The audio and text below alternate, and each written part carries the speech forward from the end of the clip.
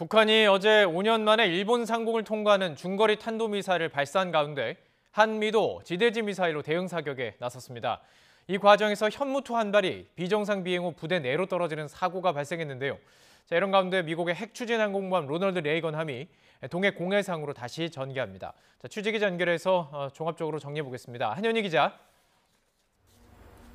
네, 국방부입니다. 네, 한미 군 당국의 대응 사격부터 좀 얘기해 보죠. 언제 진행이 됐습니까?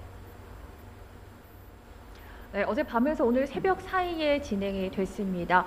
우리 군과 주한미군이 각각 에이테김스 2발씩을 동해상으로 발사했는데요.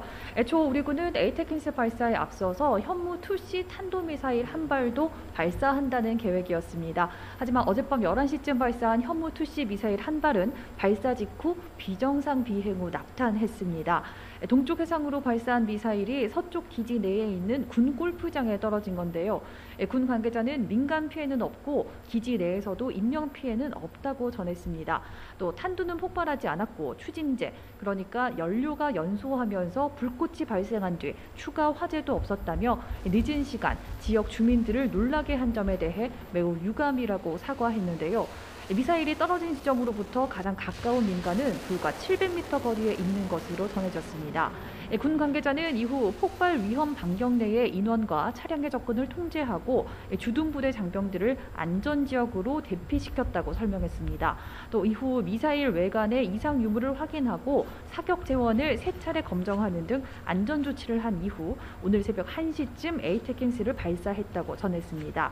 이와 함께 우리 군과 국방과학연구소, ADD, 생산업체 등 관계기관이 합동으로 이 낙탄 원인에 대한 정밀 분석을 실시하고 우리 군과 ADD의 공동 주관하에 현무2C 미사일 보유량 전량에 대해서 탄약 이상 유무 전수조사 등을 실시할 예정이라고 밝혔습니다.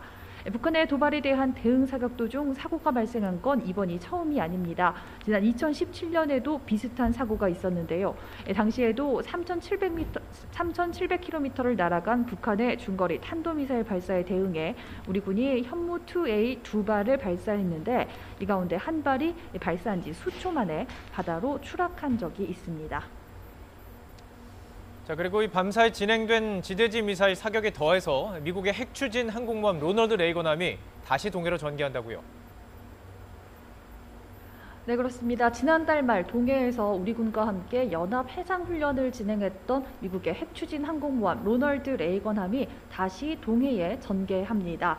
군 당국은 이번 항모 강습단의 한반도 재전개는 매우 이례적인 것으로 연이은 북한의 도발에 대한 한미 동맹의 대비 태세를 강화하고 북한의 어떠한 도발과 위협에도 단호히 대응하겠다는 한미 동맹의 결연한 의지를 보여주는 것이라고 의미를 부여했습니다.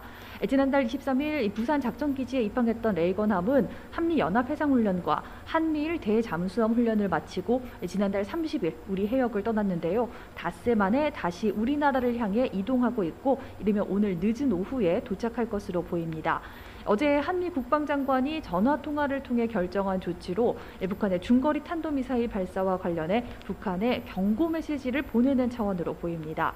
로널드 레이건함은 2003년 취역한 미 7함대 소속 항공모함으로 FA-18 슈퍼호넷 전투기와 공중조기 경보기 등 모두 80여 대의 항공기가 탑재돼 떠다니는 군사기지로도 불립니다.